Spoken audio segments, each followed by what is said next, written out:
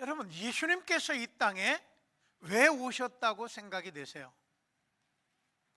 예수님이 이 땅에 왜 오셨을까요? 예수님이 당신이 이 땅에 오신 목적을 마가복음 10장 45절에 이렇게 말씀을 하셨어요. 인자에 온 것은 섬김을 받으려 함이 아니라 도리어 섬기려 하고, 한번 따라 합시다. 자기 목숨을 많은 사람의 대속물로 주려 함이라. 그러니까 자기 목숨을 사람들을 위하여서 내놓으려 함이라.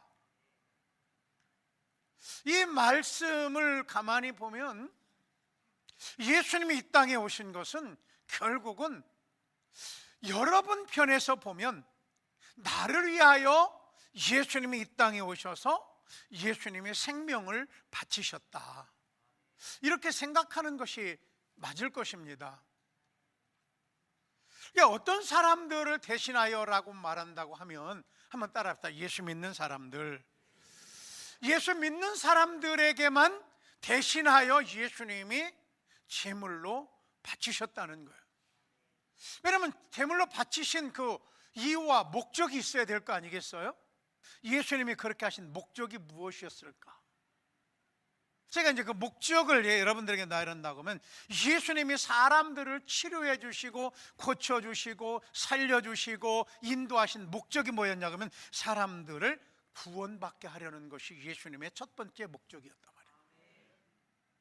두 번째 목적은 사람들의 마음 안에 있는, 육체 안에 있는 영혼을 살리려고 하는 것이 예수님의 목적이었어요. 세 번째로는요, 예수님께서 모든 사람들의 죄 사함을 받게 하려고 하는 목적이 있었단 말이에요.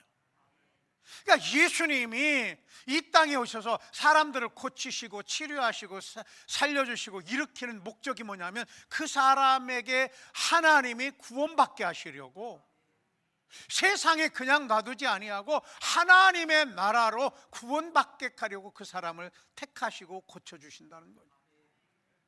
그 사람의 영혼을 살려내기 위하여 예수님이 오신 목적이 거기 있는 거예요. 사람들을 고쳐주는 목적이 거기 있는 거예요. 저는 오늘 이 세 가지를 여러분들에게 자세하게 풀어드리려고 합니다. 첫 번째로는, 예수님이 우리에게 오신 이유는 복음으로 사람들을 구원받게 하는 사역을 하시는 것입니다. 우리를 구원받게 하려고 예수님이 오셨다는 거예요. 사람들을 찾아다니면서 예수님이 끝없이 하시는 말씀이 뭐냐고 하면, 복음을 전하시는 거예요. 여러분, 복음이라는 것은 간단해요. 예수 믿으면 구원받는다, 이게 복음이에요. 다른 거 없어요. 예수 믿으면 구원받는다, 예수 믿으면 천국 간다, 예수 믿으면 치료받는다, 예수 믿으면 행복해진다. 여러분, 이게 복음이에요. 구원받은 사람은 보이기 시작하는 거예요. 구원받은 사람은 하나님이 보이기 시작하고, 하나님의 나라가 보이기 시작하고, 하나님의 영광이 보이기 시작하는 거예요. 그래서 마음으로부터 웃음이 나오는 거예요. 마음으로부터 희망이 나오는 거예요. 하나님을 보는 사람들은 세상에서 결코 괴로워하지 않아요. 하나님의 영광의 빛을 비추는 사람들은요, 세상 일로 괴로워하지 않아요. 슬퍼하지 않아요. 왜? 내 안에 구원받은 증거가 있는 사람은요, 하나님이 보이고 예수님이 보이기 때문에 여러분, 우리는 늘 희망과 꿈을 가지고 살아가는 놀라운 역사가 일어나는 것입니다. 두 번째로, 예수님이 이 땅에 오신 목적이 뭐냐면, 사람들의 영혼을 살려내기 위해서 오셨습니다. 이 땅에 탄생하면서부터 여러분, 그 사람의 일생이 시작되는 것인데, 그 사람의 일생이 시작되는 모든 중심 속에 뭐가 있냐면 영혼이 있다는 사실을 알아야 하는 것이죠. 그러니까 영혼이 있기는 있는데, 그 영혼이 죽은 영혼이라면, 형태는 그 안에 가지고 있지만 생명이 없는 영혼,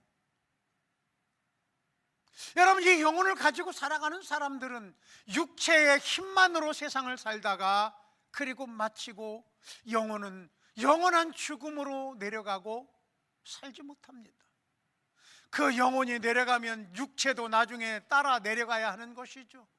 그러면 영원히 삶을 살지 아니하고 이 땅에 살았던 것이 그것으로 끝이고 영원한 죽음 속으로 끌려가는 것이 인간의 모습입니다. 그러니까 예수님께서 이 땅에 오신 목적이 뭐냐면 사람 속에 있는 영혼을 살리려고 오신 것입니다. 그런데 영혼은 어떻게 살릴 수 있느냐라고 하면 다른 것이 아니라 야고보서 2장 26절에 보니까 이렇게 말해요. 영혼 없는 몸이 죽은 것 같이, 영혼이 없는 몸은 죽은 것이다. 살아있으나 그가 살아있는 것이 아니고 죽은 것이다. 그러나 또 성경 보니까 행함이 없는 믿음은 죽은 것이라. 이게 무슨 말이냐면 예수 믿고 신앙인으로서 살아가지 아니하면 그는 죽은 것이다 라고 하는 거예요. 여러분, 우리는 신앙인으로서 살아가잖아요. 믿음을 가지고 살아가잖아요. 예배의 행위를 가지고 살아가잖아요. 이런 사람들은 살아있는 사람이라는 거예요. 그러니까 예수 그리스도를 믿음으로 인하여 예수님이 우리에게 성령을 부어주시고, 성령은 생명의 영이신데 그 생명을 우리의 영혼에게 불어넣어 주심으로 우리의 속에 있는 영혼이 살아난다는 거예요. 그게 살아나는데 어떤 영혼으로 살아나느냐? 한번 따라합시다. 영원한 생명을 가지고 살아나는 것입니다. 여러분, 그러므로 우리가 예수 믿는 게 이만큼 축복이라는 사실을 믿으시기를 바랍니다. 예수 믿은 사람은 구원받은 사람이요, 예수 믿은 사람은 영혼이 살아나는 사람이요, 그 영혼이 영원한 생명을 가진 사람인 걸 믿으시기를 예수의 이름으로 축원합니다. 마지막 세 번째로는요, 예수님이 오신 목적은 우리에게 죄사함의 문제를 해결해 주시기 위하여 오신 것입니다.